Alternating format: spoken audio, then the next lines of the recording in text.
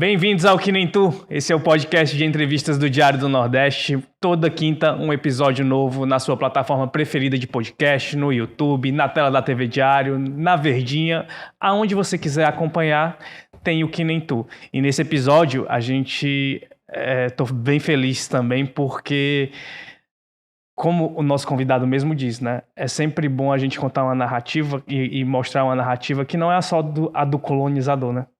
É mostrar histórias em uma cidade, em um estado, num país que tem muita dificuldade de preservar memórias e de contar histórias. E eu imagino que nessa conversa de hoje a gente vai desbravar histórias muito incríveis e que eu imagino que muita gente que vai assistir aqui ao programa vai conhecer pela primeira vez.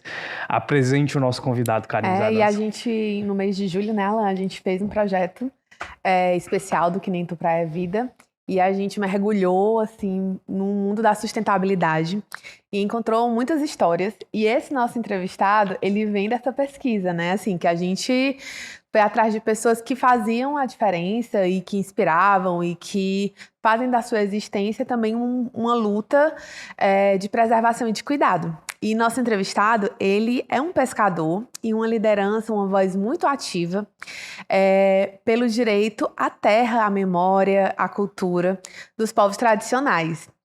De uma comunidade que existe há muito, muito tempo, mas só recentemente foi reconhecida oficialmente como um povo tradicional.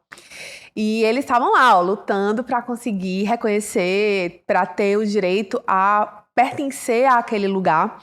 E a gente está chamando hoje Ronieli Suíra. Muito bem-vinda ao Que Nem Tu. A gente está muito feliz que você topou, deixou lá a praia, deixou lá seus peixinhos, deixou lá sua mata e veio aqui conversar com a gente e com a nossa audiência. Olá, Karine, Alan e a todos que nos assistem nesse momento, né? Primeiramente, bom dia. E é isso, né? Acho que assim, para quem não me conhece, meu nome é Ronieli Suíra, sou uma liderança da comunidade tradicional Boca da Barra da Sabiaguaba. E a gente fala muito dessa questão do homem e natureza, né? E assim, essa questão da tradicionalidade, ou o homem e meio ambiente. Eu sempre costumo dizer que o nosso povo, ele é um povo que ocupa o território desde o século XIX, isso com registro retificado, né?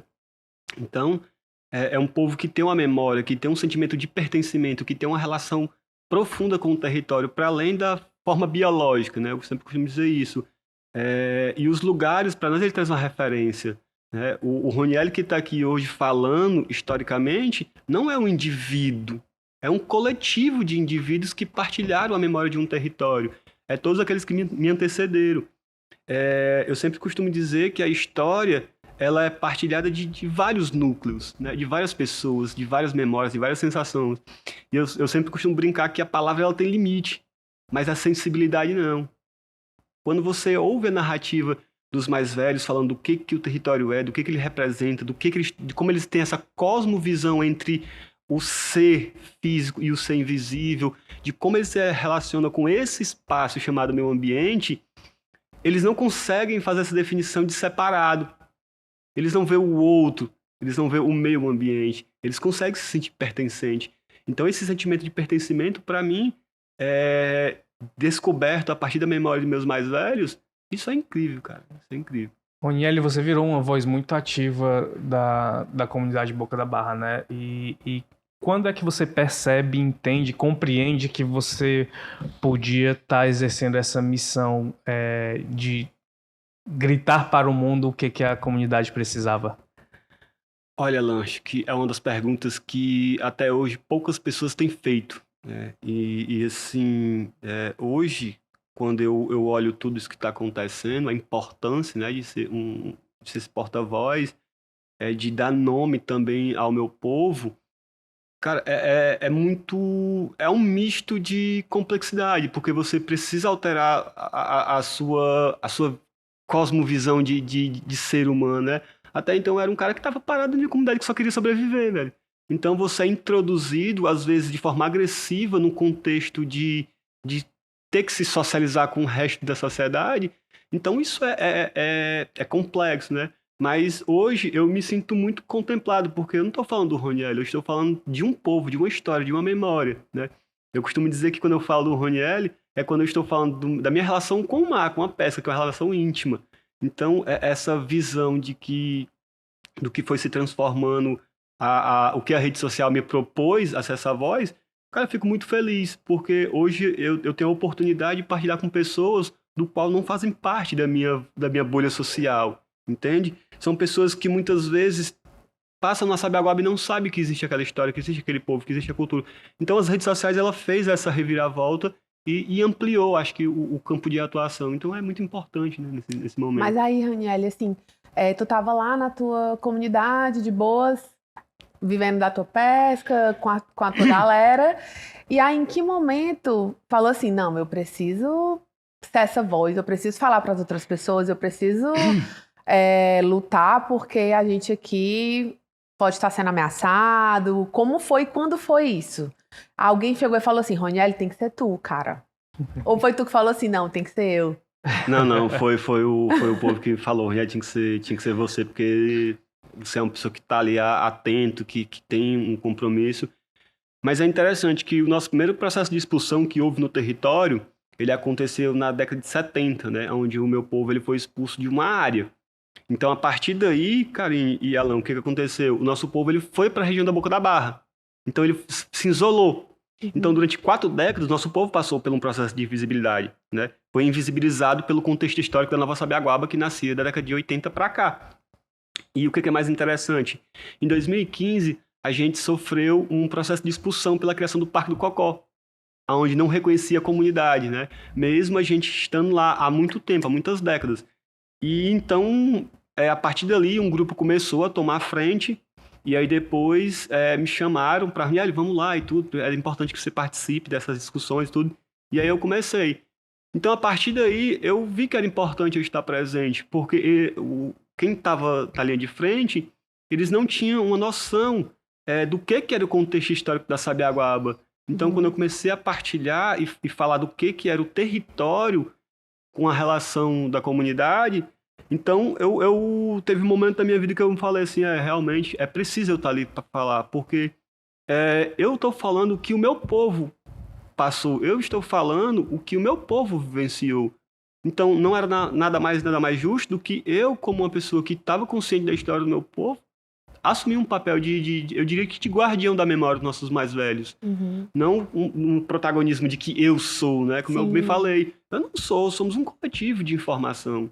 Então, se eu estou reproduzindo uma relação de ancestralidade, de espiritualidade, de sentimento de pertencimento ao território, dessa forma de se relacionar com esse espaço, então é o Roniel coletivo, entende? Então é assim que eu me vejo, sabe? Acho que como essa pessoa que tem essa capacidade para levar adiante. É bom até a gente explicar, né, pro pessoal que acompanha a gente, porque muita gente pode não conhecer o que é essa comunidade Boca da Barra, né? E é uma comunidade de cerca de 70 a 100 pessoas, né, Roniel?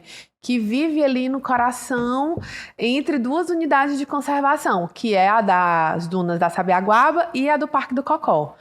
Não é isso? Hoje a gente está dentro da unidade de conservação do Parque do Cocó. Do Parque do Cocó. Só que o Estado reconhece a nossa importância lá, né? Através de uma portaria e um decreto, ele garante nossa permanência lá. Até pelo esse estado de consciência de preservação. Mas é muito assustador, Roniel, perceber que esse reconhecimento ele só vem em 2020, né? Porque durante esse período de reconhecer a comunidade como povo originário, muita coisa foi perdida, né? Até você reconhecer. Você tem um retrato do que foi perdido por não ter esse reconhecimento da comunidade como povo originário?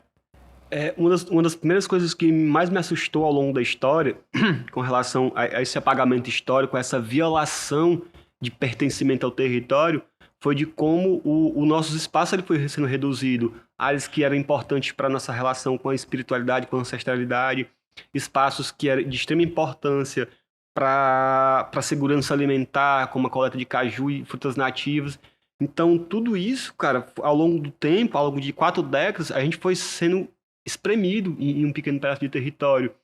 E o que mais me assusta não é nem tanto a questão de como o território foi impactado mas as sequelas que ficaram na memória dos meus mais velhos, entende? Então, assim, você tem 2 impactos. Na verdade, são 3. O impacto de invisibilidade, um assassinato ancestral, historicamente falando, e o apagamento de sequelas, velho. Tipo assim, você extermina um povo, o povo não pode mais praticar, de como o povo é visto. Então, tudo isso é muito complexo, porque hoje eu vou dar um exemplo. Quando eu que uso meus colares, dentro do próprio território, as pessoas não me veem como um originário, entende? Então, é muito difícil, porque a própria Sabiaguaba que vai se criando, ela vai criando um divisor de águas, né? Então, como você bem colocou aqui, Karine, por que as pessoas nunca chegaram a conhecer a comunidade da Boca da Barra? Porque dentro do processo histórico, nós fomos apagados historicamente, invisibilizados. É tanto que eu escrevi um texto que se chama O Rastro de um Povo Invisível. E eu assumi esse posicionamento de escritor mesmo, de escrever coisas sobre o meu povo. Então, eu tenho muitos textos escritos. E quando eu faço essa analogia, o rastro de um povo invisível, muitas pessoas me perguntaram, mas por que rastro de um povo invisível? Eu falei, caraca, a gente está aqui documentado, mais de 150 anos registrados, com 7 gerações dentro do território, com mais de 400 membros da comunidade, e vocês vêm dizer que a gente apareceu agora. Então, quando eu falo de um rastro de um povo invisível, é que houve essa invisibilização. Mas o rastro do povo, você consegue encontrar o povo no território pelas marcas dele. Uhum. Então, é meio que uma analogia, né? Você faz aqui E como é, assim, o sentimento? Vocês foram sentindo essa invisibilidade durante os processos todos? Tipo assim, o Ronieli menino se sentia invisível ou o Ronieli adulto, quando se viu ameaçado e quando se viu, tipo assim, peraí, vão me tirar da minha terra, vão me tirar dessa minha área, onde está meu povo, e estão questionando sobre a minha existência, a existência do meu povo, que você se sentiu invisibilizado, assim? Em que momento vocês se sentem invisibilizados, assim? Karina, boa pergunta. Eu acho que é interessante porque, assim, quando eu passei a entender, porque, assim, o Ronieli, enquanto criança, que só queria brincar e era uma infância livre, que não tinha perigo nenhum, então era essa relação com o mangue, né? E até costumo dizer que a gente tem que acabar com essa ideia de ver o mangue apenas como árvore, com a visão biológica, né? O mangue, para nós, ele é cultura, ele é alimento, ele é história, é memória, é afeto, é um monte de coisa. Mas aí, o que é interessante? Enquanto criança, não, porque os mais velhos tinham que se adaptar ao que estava acontecendo, por não ter vozes, por não gritarem, né? Então, por ser engolido por algum discurso autoritarista que existia no território na época. E aí é interessante, quando em 2015 começa todo o processo, em 2017 eu me levanto e disse, não, eu vou reivindicar um direito de fato que é meu, porque eu não estou reivindicando só um direito à terra, eu estou reivindicando um direito histórico, à memória, a uma ancestralidade, a um massacre ancestral, né? É a tomada de território, né? Dentro de uma cosmovisão. O que é a memória desse povo? Então eu comecei a ter esse entendimento mesmo, de fato, de vou lutar pelo que é nosso, de fato, foi quando eu estava com meus 25 anos, né? Então hoje eu estou aos 35, eu tô com 35 hoje, então tem 10 anos de sentimento de pertencimento do qual eu não abro mão. Então, assim, o território para mim é ancestralidade, o território para mim é vida, o território para mim é muito mais do que se possa definir com palavras. Não é uma casa. Quando eu olho para minha casa é insignificante diante do que o território me proporciona. O território me proporciona sentimentos bons, ele me remete à infância, à história, à alimentação, a um monte de lugares que se for só o Ronieli adulto ele não consegue compreender, entende? Então, assim, o território em si ele é muito mais, eu diria, muito intrínseco, sabe? Ele é aquela coisa que te consegue acessar em vários espaços do teu consciente e subconsciente que às vezes você se esquece que foi essa criança. Então é bem isso, sabe? O processo de reconhecimento oficial, né, Ronieli, ele acontece em diferentes etapas, né, em diferentes fases. Como é que a comunidade foi vivendo esse processo, assim? O que tinha de dor e o que tinha de alívio? Eu imagino que também tem muita dor durante esse processo. Alan, é interessante porque o seguinte, né, quando a gente descobriu isso, né, a comunidade sempre teve essa relação profunda com o território, né? A gente vem de uma comunidade de marisqueiras e pescadores. Então, quando elas veio o processo de expulsão mesmo, cara, uma das coisas que até hoje me dói na alma é de como eles diziam, se for pra tirar a gente daqui, é melhor que a gente morra. Caraca, velho, eu fiquei assim, olha o sentimento que essas pessoas têm por esse lugar. E aí, um dos marcos históricos foi quando a gente conseguiu estabelecer o direito à terra. Então, essa foi uma das vitórias, assim, que, inclusive, já tem até uma nova geração dentro da comunidade. Então, pra gente é gratificante. A gente teve um momento do conflito, um momento de tensão ali, que era o medo de ser expulso, que era uma das coisas que a gente sempre ficava se perguntando: o que a gente vai fazer daqui? Pra onde é que a gente vai? Né? Como é que a gente vai ter que se adaptar a um novo modo de vida? Porque vamos imaginar, se é um povo que sempre teve a praia, sempre se viu diante de um território, se fez parte de um território com sua diversidade de paisagem, com lagoas, com dunas, com mangue, com rio, com mar, com a segurança alimentar, com a relação da ancestralidade, com o sentimento de pertencimento a tudo isso, essas pessoas sendo jogadas num buraco, como é que elas seriam? Porque a nossa percepção de casa é território. O sentimento de pertencimento ao território é diferentemente das pessoas da cidade, entende? Uhum. Não que eu esteja colocando aqui em mérito a questão, mas de como a gente tem sentimento de pertencimento aos lugares de memórias. Uhum. As pessoas têm sentimento de pertencimento da porta para dentro. Uhum. Minha casa. A gente não fala minha casa, a gente fala nosso território. Uhum. Porque onde está a memória das nossas mais velhas, onde é que está a memória da Dona Chiquinha, da Raimundo Suíra e tantas outras mulheres que lutaram pela cultura para manter a história viva. Entende? É mais ou menos isso, sabe, assim, como eu me E identifico. como é que era no processo, assim, o processo... Você falou muito dos sentimentos e das conquistas, Uhum. marcos que foram importantes para vocês. Mas eu digo assim, como vão pesquisadores, vão conversar com vocês? Como é o processo para esse reconhecimento? Aí vão antropólogos? Como é isso? Assim, conta pra gente como é que funciona. Acho que, se não me engano, Karine e Alan, foi em 2016 para 2017, ou um pouco mais, a gente estava nesse processo de discussão, e a gente precisava de um reconhecimento oficial, né, da academia. Sim. E aí é interessante que o Estado se comprometeu a fazer um estudo antropológico, né, que na verdade não foi antropológico. Mas, enfim, foi reconhecida a comunidade. E a partir daí, a gente teve um grupo de amigos que apareceu e apresentou o Patativa, né? Que é onde tem um antropólogo e um sociólogo. E aí eles começaram a fazer um levantamento junto com a comunidade. Então a gente andou por muitos cantos, fomos pesquisar e tudo. E aí, de fato, fizemos um estudo, né? Foi feito um estudo antropológico, de fato. Mas é interessante que muitos pesquisadores entram dentro da nossa comunidade. Muitos pesquisadores. Mas não nos veem. Vê instituições que estão lá. Isso é o que eu acho mais ofensivo para nós. Porque se você entra dentro de uma comunidade e você não sabe quem é a comunidade, você não respeita as pessoas. Uhum.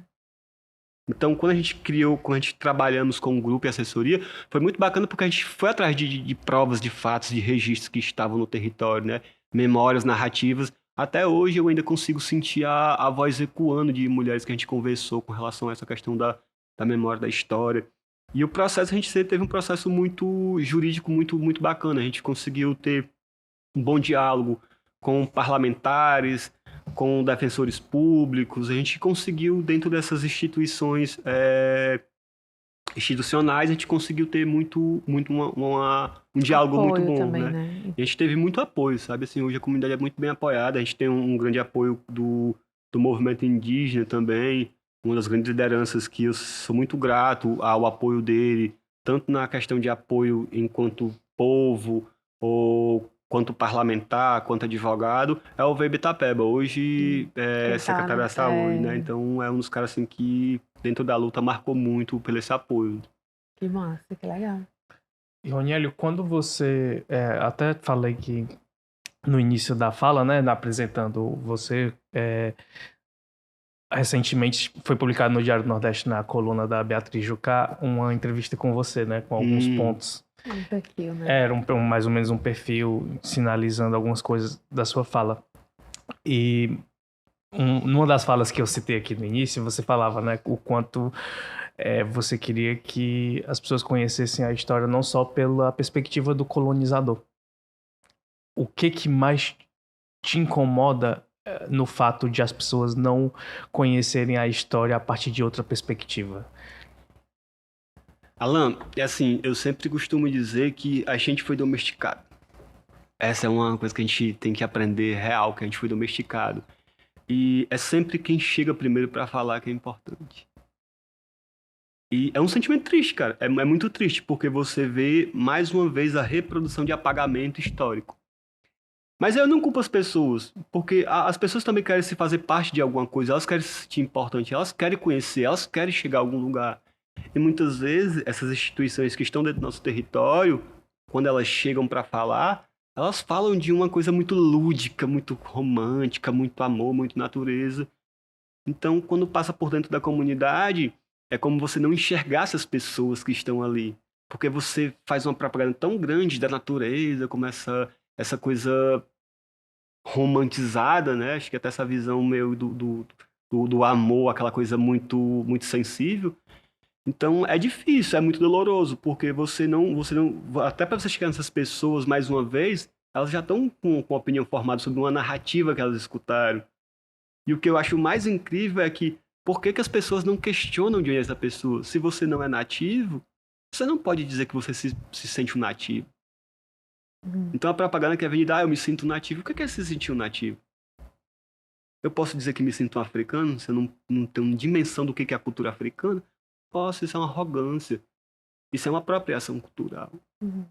E você usar o que as pessoas têm, sabe? É você se apropriar do discurso das pessoas e reverberar em outro espaço onde essas pessoas não têm. É isso que a gente se sente, sabe? É uma pirataria, como eu costumo dizer. Os caras copiam nossas narrativas e reproduzem lá fora.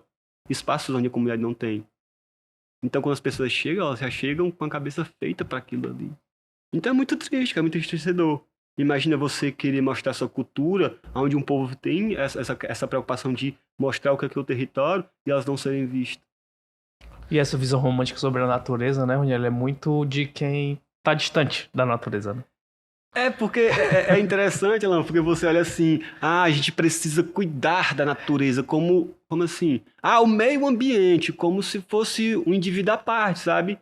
E é interessante que num trecho do documentário Espírito da Sabiaguaba, que a gente fez junto com o pessoal do Nigéria, que eu achei sensacional, pela sensibilidade que eles tinham de perceber o território, uma das falas eu falo justamente sobre isso, que não existe diferença entre o homem e a natureza, somos um único ser só. Inclusive, quando fazemos passagens, nos transformamos só em bactéria e um monte de bicho e retornamos para lá. Então não somos tão distantes. Então, essa percepção de distante é uma visão de pessoas que está dentro de uma ideia, eu diria que a natureza precisa ser cuidada à distância. Como é que você cuida de algo se você não vive? Então, quando eu crio essa separação do homem à natureza, eu mesmo estou dizendo que eu me sinto superior a ela, entende? E para nós, povos tradicionais, não. A gente tem uma relação íntima. É uma relação de se aceitar e de acolher. A natureza, ela não te cobra, ela não te pede. Elas te aceitam, do que você é. Roniel, no dia a dia da comunidade, como é que vocês fazem para garantir que as crianças, elas tenham, e os mais jovens, né, tenham esse entendimento que você tem em relação ao seu povo, esse entendimento que você tem em relação à natureza, para impedir que, por exemplo, ela cresça dentro de uma perspectiva que não entenda a natureza como parte dela também, né? É assim, ela já faz isso de forma orgânica, até porque as mulheres, quando saem para fazer a mariscada, né, a mariscagem, que é a pesca do sirimólio, a coleta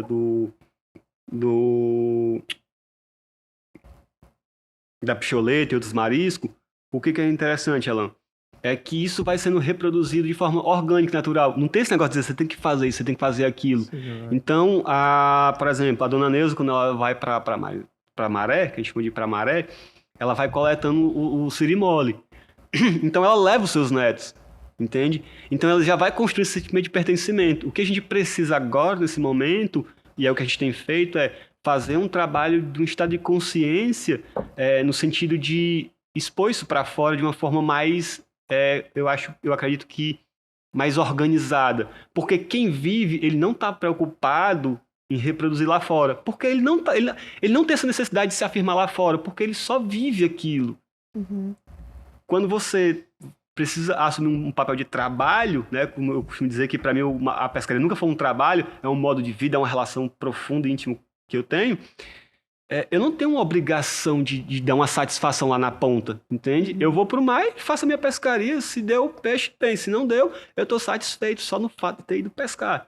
Então, esse sentimento de que a gente está tendo, partilhando aqui, é justamente isso, a gente vai refazer e reconstruir uma nova narrativa para que a juventude comece a de fato, ficar empoderada para fazer a defesa, né? Uhum. Assim como meus mais velhos hoje não estão presentes, amanhã vai ser eu e vai continuar a geração tendo que estar lutando organizada, né? Organizada no sentido de compreender que isso é importante, eles reafirmar isso dentro deles para dizer lá fora. Raniele, uma coisa que você fala, assim, desde o início da nossa conversa, você traz alguns nomes dessas mulheres que são as mais velhas, né? E que na tua fala me parece ser pessoas muito importantes, assim. Como é essa figura feminina? Todos que tu falou aí eram nome de mulheres, né? E aí, assim, como é essa figura feminina dentro dessa comunidade da Boca da Barra? Assim, mulheres são as girl power mesmo? Legal, Karine, porque assim, quando a gente para analisar o contexto histórico da própria Sabiaguaba, da Boca da Barra, da Sabiaguaba em si, ela é sempre uma narrativa de mulheres. É incrível. Se você vai dentro do contexto histórico das nossas mais velhas, você vai encontrar a Raimunda Suíra, que é uma parente da gente, que é parteira. Aí você vai encontrar a Dona Chiquinha, que era uma rezadeira, você vai encontrar outras que eram cachimbeiras, outras que eram entoadeiras de cantigas. Então, quando você para analisar, a Boca da Barra ela é feminina, porque era através das mulheres que o repasse do conhecimento era feito. Não era pelos homens, nunca foi. Então, era isso que é uma das coisas que mais me chamou a atenção na história, né? Eu costumo dizer que será que eu vim pra cá pra fazer um contraponto, sabe? Nessa missão à Terra? Porque quando eu olho o que as mulheres representaram e o que elas lutaram para garantir o território para os seus filhos, Raimunda Suíra tem uma história incrível. Dona Chiquinha, minha avó, também tem uma história incrível de garra, de luta. E essas pessoas eu me espelho nelas. São essas mulheres que me motivam a olhar e dizer assim, poxa, numa época tão difícil, essas mulheres já guerrilhavam aqui mesmo para manter o território e estavam ali firme e forte e não se abalavam, e se abalavam não demonstravam, sempre com uma postura firme. Falei, caraca, então E você não tem memória dos homens, você não tem memória. Os homens só estavam pescando.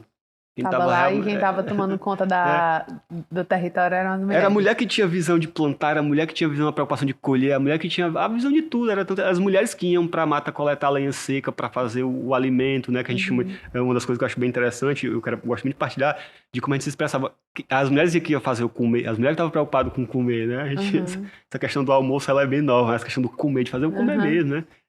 Bem assim, então essas são referências que eu trago para a luta. Então essas mulheres foram as que me antecederam. Então é onde eu busco força para compreender e me entender enquanto ser humano, enquanto a pessoa que é protagonista numa luta hoje, é elas. Mas aí, dessas aí, tem algumas que ainda estão vivas? Como é que é elas? Não. Olham e falam assim, tá indo no caminho, meu filho. Não. A gente tem outros meios pela espiritualidade, mas hoje não. Hoje elas estão desencarnadas, já fizeram sua passagem. Mas tem outras mulheres. Tem a Dona Deusa, que é uma das mulheres que eu sempre gosto de me referir a ela, porque ela é uma grande marisqueira, que hoje é a marisqueira mais velha que a gente tem dentro da comunidade. E meu pai, enquanto pescador, né? Então, o meu pai é muito conhecido por tartaruga, o apelido dele é tartaruga. Então, é isso, são pessoas assim que me fizeram, sabe? Então, são minhas referências, são pessoas que têm uma história, E essa referência, ela vem até na profissão, assim, tu falou do teu pai é pescador, aí você veio pescador também, tem um irmão também, né, pescador. Como é esse ofício que vai passando de geração para geração? Olha, Karine, é interessante porque, assim, às vezes a gente se senta para conversar, são 5 irmãos, né? E às vezes a gente senta para conversar, e outro dia eu estava até conversando com meu pai, e ele fala assim, antigamente era eu, agora é a tua vez, né? Então, isso é legal, porque isso nos mostra que não era uma questão de trabalho, mas uma questão de viver, entende? Uhum. E hoje a gente pratica outra atividade que os mais velhos não faziam, que é a apneia, né? A pesca de mergulho. Sim. Então, as referências que a gente tem da pescaria antiga, elas continuam presentes, que é a pesca de tarrafa. Então, é muito bom você poder conversar com a turma ali que é pescadora, conversar com a turma que é marisqueira. Você passa a dizer, caraca, o quanto a gente foi se renovando, se transformando para essa visão e essa cosmovisão que a gente tem da pesca, né? E como é essa pesca de mergulho? Como é que ela Que é funciona? essa agora que vocês fazem lá, né?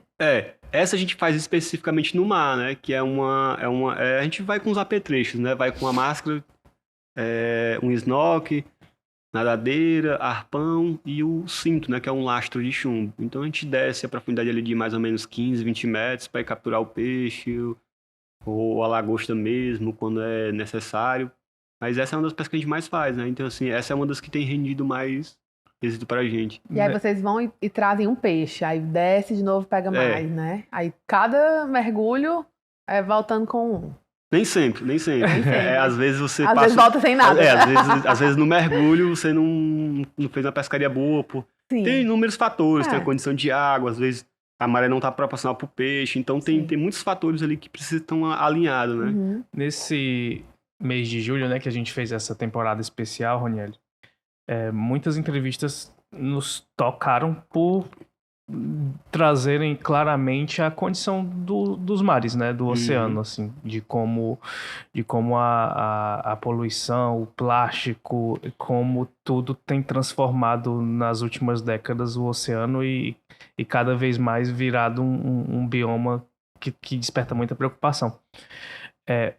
E você nos traz uma visão muito única, que é uma visão de quem mergulha, né? E quem tá vendo tudo isso de uma perspectiva que poucas pessoas, quando a gente fala de uma forma geral, veem. E qual é esse cenário que tu encontra lá embaixo, né?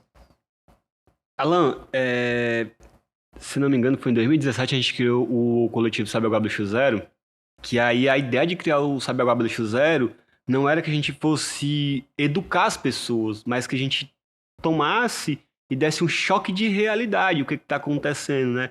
Cara, quando a gente vai mergulhar, se vocês imaginassem o quanto a gente se depara com essa condição de plástico, de matéria descartada pelo homem, é muito.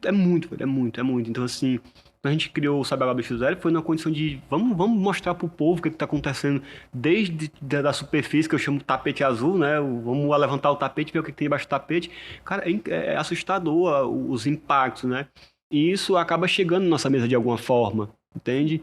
Eu sempre falo isso, quando a gente vai pro território, a gente vai coletar o caranguejo, vai coletar uma ostra, ou os mariscos, os crustáceos que a gente está acostumado a fazer. Quando você anda dentro do manguezal, você vê a quantidade de lixo, velho, é muito lixo, na real é muito lixo. A gente teve uma ação que a gente conseguiu juntar 70 sacos de 200 litros, velho. Em uma hora. E assim, a gente não tirou um raio ali de 70, 80 metros, velho. É muita coisa. Então, eu me preocupo muito com isso, porque isso, de alguma forma, vai chegando nas nossas mesas para as populações tradicionais, entende? É o pescador que joga tarrafa e vem com lixo, ninguém sabe qual é a procedência dessas matérias que vão chegando, então, entende? Então, assim, é bem difícil, porque você, por exemplo, para mim, que sou um mergulhador, sempre estou no mar, você às vezes chega em cima dos cabeços, dos bancos de pedras, de corais, e tá tudo cheio de saco, de plástico, de garrafa, um monte de coisa. Então, o que as pessoas não conseguem ver, a gente está mostrando para elas que tem. Eu queria até citar aqui um caso que aconteceu recentemente, que foi o negócio do peixe-leão. Sim. Né? Então, assim, eu e meu irmão, a gente foi os primeiros a identificar, né, um dado oficial, né? Tipo, a gente deu a posição georreferenciada, as coordenadas, a gente dizemos que profundidade, o que era o relevo, então tudo isso era a gente que estava mostrando. Então, ou seja, para quem não consegue estar nesses espaços, não vão ter como repassar essas informações. Então, eu sempre costumo dizer que a gente precisa também reconhecer o conhecimento empírico, sabe? As pessoas que estão ali, as pessoas que estão analisando, as pessoas que conseguem compreender os impactos que estão ocorrendo, né? Eu sempre costumo dizer que a gente precisa ter uma troca de saberes, entende? A academia sabe, as populações tradicionais sabem. Como é que a gente consegue fazer um trabalho mais consciente para a gente ter mais êxito no trabalho? E o Roniel explica por que o aparecimento do peixe-leão ele é um ponto de preocupação dentro do nosso ecossistema. É assim, pelo que eu fiquei sabendo, né, ele é um cara bem predador, né, dentro da área de peixes que fazem a manutenção dos corais. E porque ele também não é da nossa região, né? Não, ele é da Ásia, né? E veio bater aqui. Segundo os biólogos, dizem que é um peixe invasor, né? Uma espécie invasora, né? Eu vou deixar na fala deles. Então, assim, a preocupação é de como ele se multiplica muito rápido, né? E tem vários outros pontos que eles alegam sobre a questão de como ele se alimenta de peixes ornamentais, de peixes de coral, que também contribui para a manutenção do coral. Então, tem muitos estudos que falam sobre isso. E para nós, particularmente, é um perigo porque a gente pesca de rede de tarrafa, né? E o que acontece é que, por ele estar chegando mais próximo, isso de alguma forma a gente teme. A gente tem uma pesca tradicional que ela já leva mais de 70 anos, a pesca da lagostinha, que é onde você enfia a mão debaixo das pedras para pegar a lagosta. E como ele é um peixe de pedra, então isso já te impossibilita aquela isso, coragem, né? Que você tinha, ela já tem um receio. Então, assim, tem um monte, cara. Acho que isso deveria ser uma discussão pública mesmo, sabe? Eu acho que a gente deveria ter políticas públicas voltadas para essa questão, desses impactos que vêm ocorrendo, seja em várias esferas, sabe? E lá atrás tu viu mas agora, a cada mergulho... Na verdade, assim, a gente capturou 3. Foram 3 capturados, né? Isso numa área de que não dava 30 metros, a gente estava mergulhando na área de menos de 30 metros. Com profundidade de entre 13 e 14 metros. Então, se a gente parar para fazer uma análise, se nesse ponto tem, não impede que os outros não tenham. Até pelo que alguns biólogos falam, ele se multiplica muito rápido. Então... E aí o impacto ele é grande, né? Justamente por conta disso. E Roniel, assim, em relação, a gente também, uma das coisas que a gente estava nessa temporada especial, se você não assistiu vai lá, acompanha. A gente fez um especial aí do Praia Vida. E aí uma das coisas que a gente ouviu, assim, falando sobre como a pesca predatória impactava também nessa questão de como era esse ambiente do mar, né? E aí uma das coisas que as pessoas falavam assim, não é o pescador. E você vai ver que o peixe, ele tá menor. Por quê? Porque as pessoas não estão dando tempo pro peixe crescer e se reproduzir. Explica para as pessoas, pra gente, né, assim, como é essa diferença da pescaria que vocês fazem para essa pescaria predatória, que tem esse impacto maior para todo mundo, né? Assim, vai para o mar, mas vai para todo mundo. Karine, acho que para mim essa foi uma das perguntas extremamente importantes, porque, assim, eu acho que a gente, às vezes, é rotulado pela falta de compreensão do que é real. E eu acho que isso é um debate muito bom. Primeira coisa, o que se inclui dentro da categoria pesca predatória são barcos de grande porte, né? Que numa ação deles, eles pegam ali em torno de 30 toneladas de peixes. Então, eu acho que é importante diferenciar as pessoas que têm barco de pequeno porte para esses barcos. Eu sempre tenho acompanhado alguns vídeos e tem barcos que chegam a pegar 40 toneladas de atum. 40 toneladas de outras espécies de peixe, 30 toneladas, 20 peixes. Isso mesmo dentro da temporada de defeso. Então, para onde essa região que esses peixes estão, nossas embarcações não têm condição de ir para lá. Então, ou seja, o que a gente está falando é de grandes empresas multinacionais que investem nessa pesca. Então, ou seja, e eu sempre falo isso, a gente é comparado com um cara que é milionário, que pega um navio de grande porte, que tem condição de fazer gelo, que tem condição de morar durante 6 meses no mar, com a gente. A nossa pesca, o impacto dela, eu diria que é quase zero.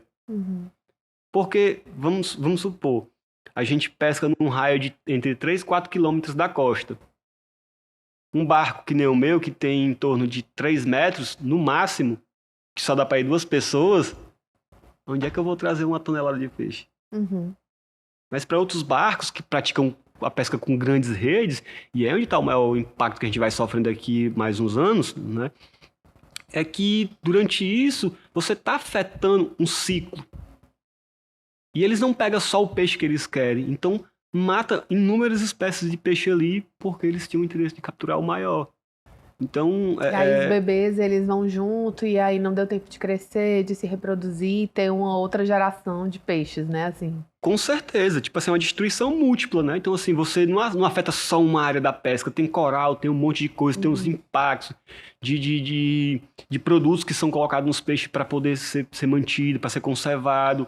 Então, o peixe, para quem conhece o peixe mesmo, ele não vai passar 6 meses num freezer, velho. Sim. Isso é loucura.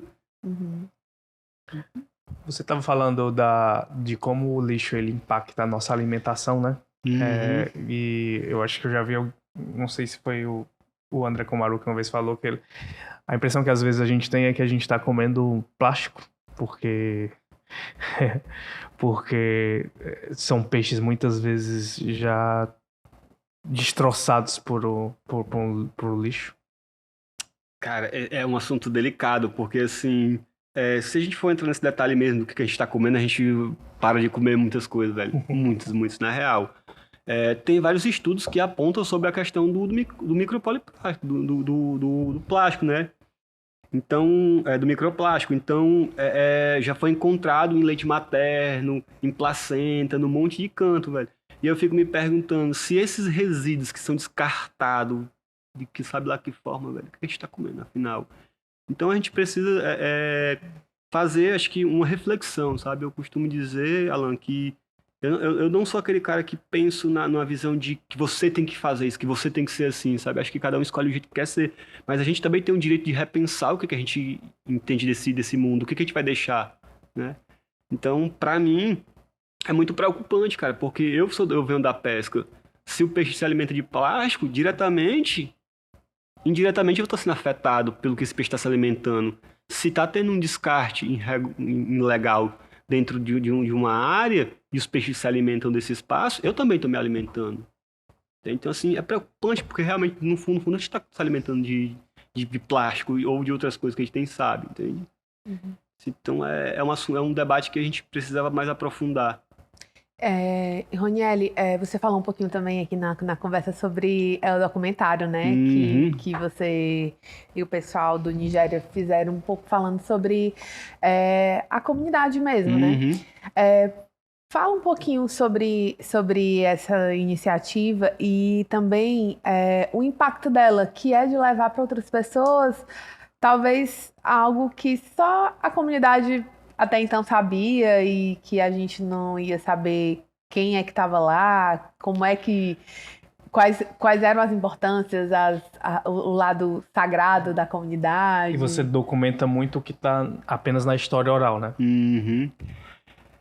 Assim... Como surgiu a ideia, né? Foi assim, cara, a gente tava justamente nesse processo de que a gente estava sofrendo uma invisibilização, né?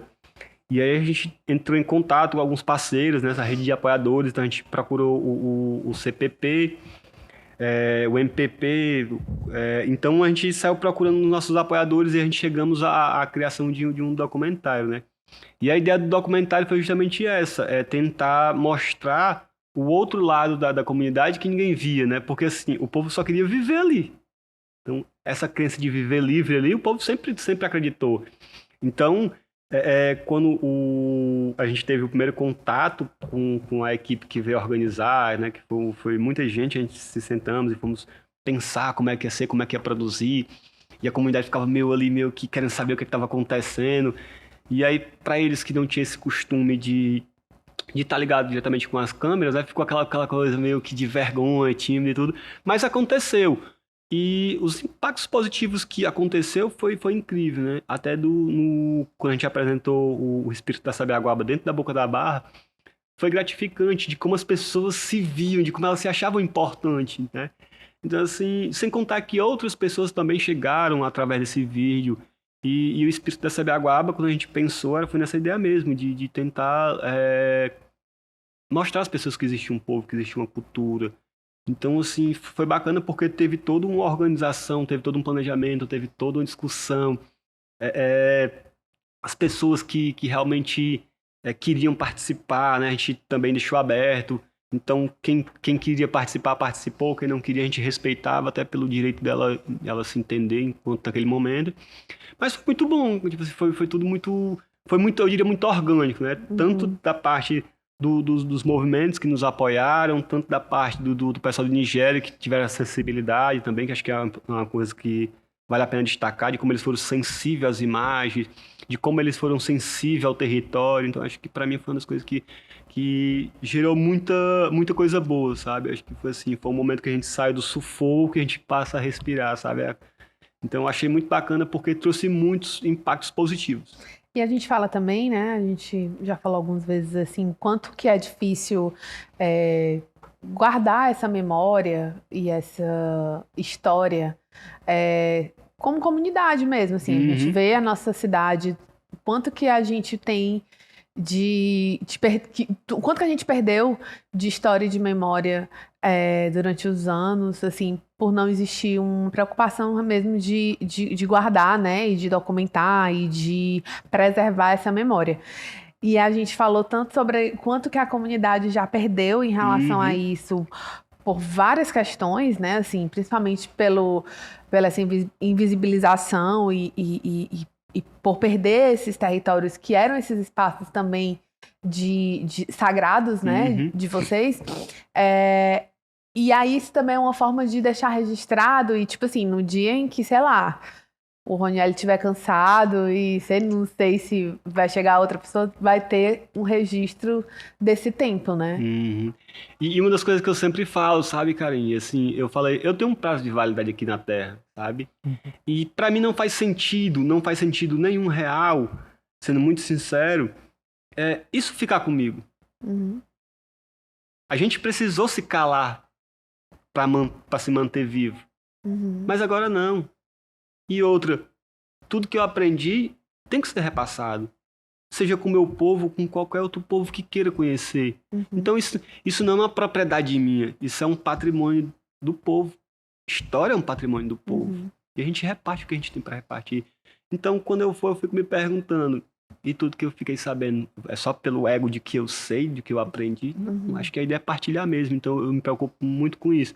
Eu quero ir embora sabendo que deixei tudo que eu fiquei sabendo, eu compartilhei com vocês, pessoal. Se vocês vão levar adiante ou não, aí E já tá preparando uma nova liderança aí, lá da comunidade? Olha, assim, a gente tem uma nova geração se levantando, né? Então, assim, a gente prefere acreditar que deixa as pessoas se identificarem com esse posicionamento, porque é uma questão muito de se identificar.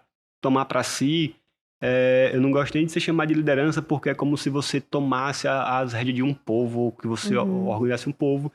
E para mim é a relação de respeito, de afeto, de carinho, de demonstração de como as pessoas veem o seu trabalho, de como elas reconhecem, de como elas lhe apoiam pela sua prática, né? Então acho que eu costumo dizer que nós somos mais um mediador de mensageiro, vida, né? né? Eu diria assim, sabe, um mensageiro, mais do que a questão de liderança. Acho que nem eu mesmo consigo me liderar porque é muita coisa para administrar.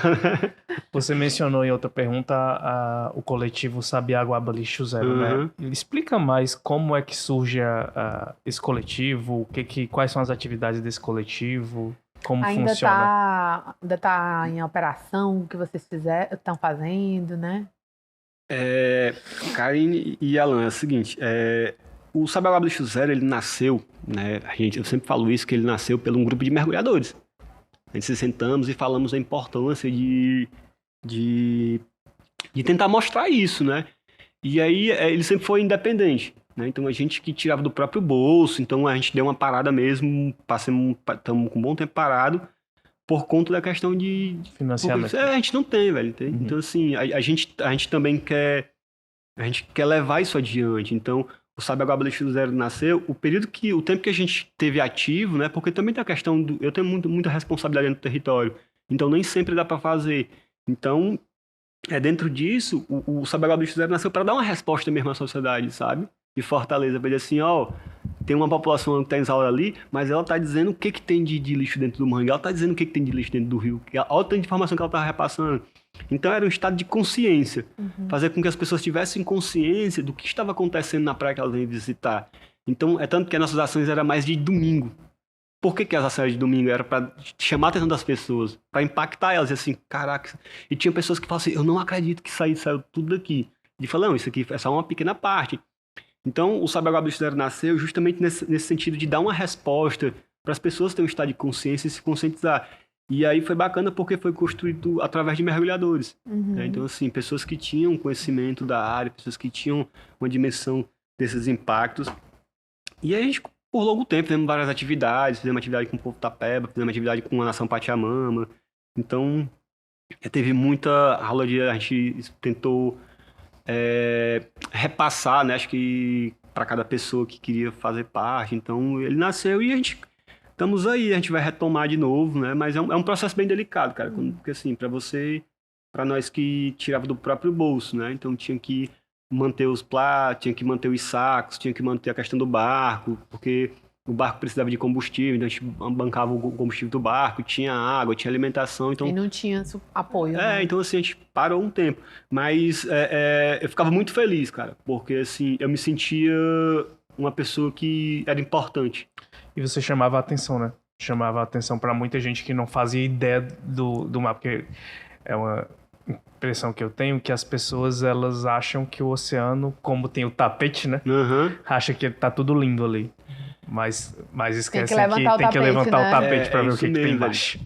E nesse mesmo gancho, Alan, eu trago uma reflexão para as pessoas também. A história, velho. Questione a história. Olha quem são as pessoas que estão narrando a história.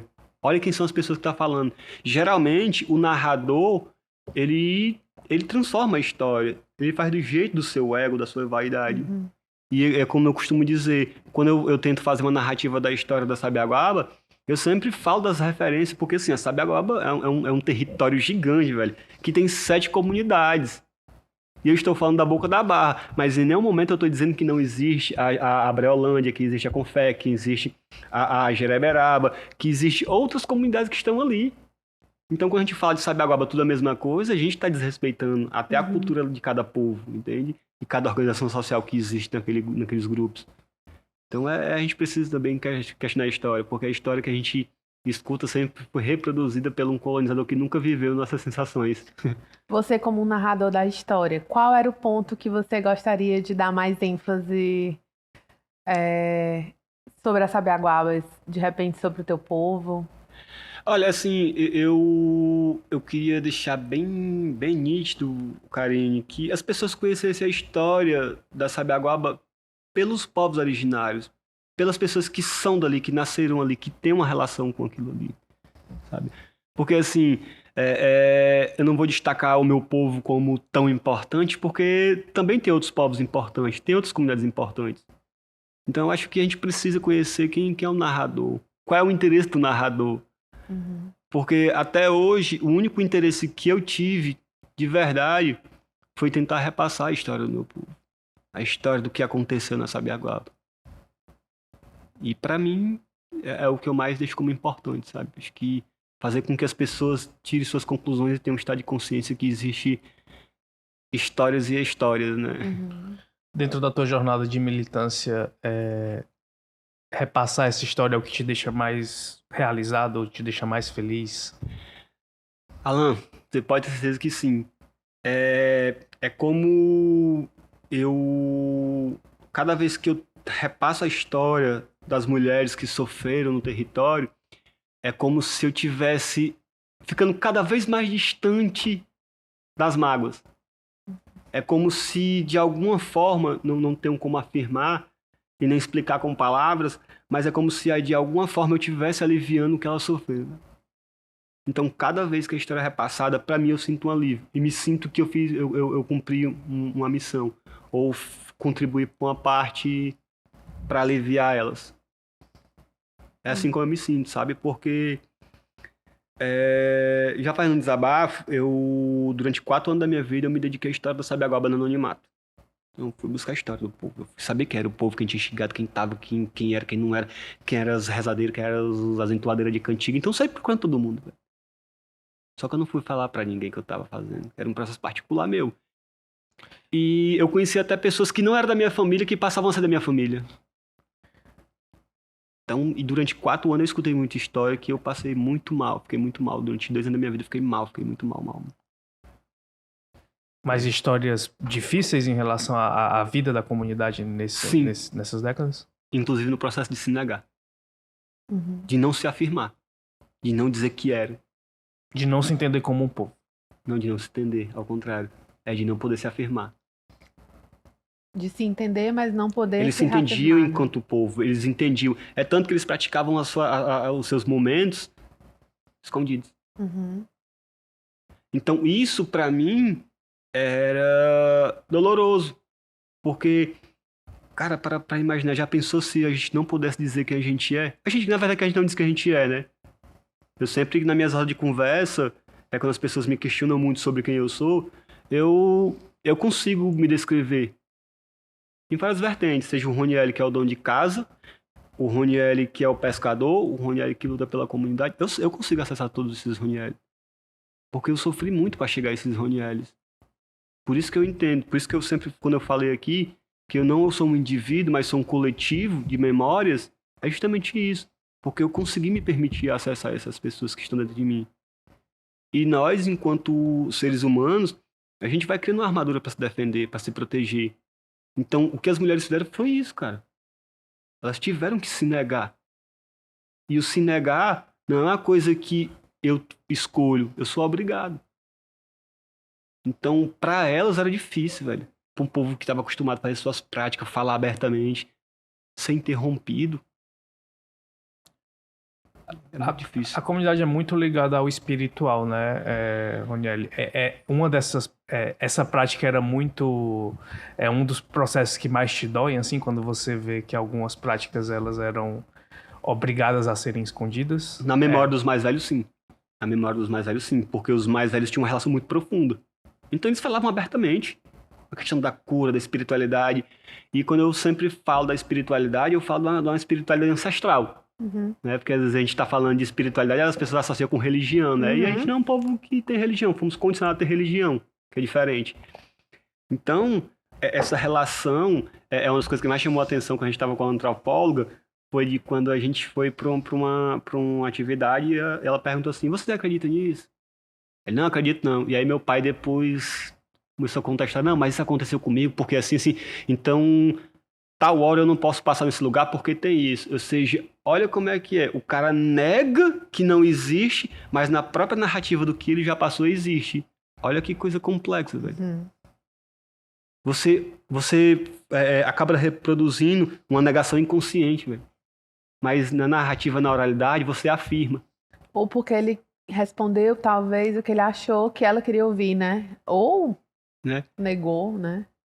É assim, eu vejo mais como uma questão inconsciente. Inconsciente. É a negação inconsciente, porque ele negou... Por tanto tempo, né? Então, acho que até para ele responder que ele acredita nisso, é uma coisa complexa. Então, é tanto que quando ela começou a perguntar pela história, aí ele foi e já começou a validar o que ela tinha perguntado. Eu falei, caraca, assim, Então, assim, é isso, como a gente vai sendo construído, né, cara? A gente é muito difícil, porque eu quando estou na minha sala de conversa, eu sempre pergunto, quem é você? A partir de sua existência. Não quem você teve que se tornar para ser aceito num grupo de amigos, ou num trabalho, ou numa relação. Quem você é. Porque, para além do Alan e da Karine que está aqui conversando com o Roniel como entrevistadores, existem pessoas, existem seres humanos. Muitas possibilidades, né? E existe aquela criança que está lá dentro, que está perdida, sabe? E eu tenho até um texto que eu falo sobre Bem-vindo ao Mar. E eu me refiro sobre isso, velho. É o oceano de cada indivíduo, sabe? E o mar, pra mim, é minha maior inspiração e minha maior faculdade, minha maior universidade tanto de psicologia como de filosofia. Legal. Muito legal.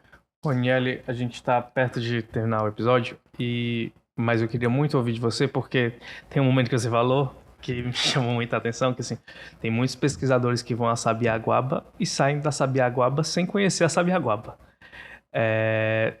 Então, assim, o que você indica como a grande riqueza da Sabiaguaba que as pessoas precisam conhecer? É a comunidade do Povo da Barra? O que é? Eu diria que sim, a comunidade da Boca da Barra, ela não conta só a história dela, mas ela fala uma memória, afetiva com o território. E quando ela fala do território, ela também está sinalizando que existem outros povos, que existem outras comunidades. Então, quando você vai conhecer a história da Sabiaguaba, você não sabe o que você está conhecendo, você está conhecendo a Sabiaguaba. Entende? Então, eu sempre gosto de falar isso, conheço as comunidades. E elas vão sempre se referir de outras comunidades, vão falar da história de outras comunidades. De repente chega pra conhecer a Boca da Barra e de lá sai pra outra, né? A gente sempre indica, a gente sempre fala, tem a Jereberaba, tem a Casa de Farinha, tem a Brelândia, tem a Confeco. E as pessoas dizem, eu não sabia que existia isso, Ronieli. Eu dizia, é justamente isso. Houve uma reprodução de homogeneizar a Sabiaguaba, dizer que tudo era a mesma coisa, enquanto na verdade não. Então, foi interessante essa pergunta, Alan, porque outro dia o cara dizia, eu fiz um trabalho na Sabiaguaba e tudo, ele conversando comigo e tudo. Aí eu falei, você é de que parte da Sabiaguaba? Aí eu falei, de que Sabiaguaba você tá falando? Né? Aí ele ficou assim, não, Sabiaguaba ali, próximo da Duna. Eu digo, pois é, aquele morro que a gente chama na narrativa dos meus mais velhos, aquele morro, ali é outro trecho da Sabiaguaba. Eu tô lá na comunidade da Boca da Barra, que é no encontro do rio com o mar. Então lá é onde nosso povo conta a história da migração que ele fez dentro do território. Então é isso, cara. Não dá pra dizer que você tem que conhecer a Sabiaguaba. Você tem que conhecer as comunidades que existem lá. Porque as comunidades elas vão sinalizar tanto os que estão como os que chegaram, velho. Então não tem, a história ela não tem um dono, sabe? Ela tem as suas vertentes. Então se você vai pra um lado que nega, no outro ele afirma e você consegue compreender por que tem essas negações. Hoje e qual é o lugar assim, mais lindo? Das várias Sabiaguabas que eu diria que tem dois.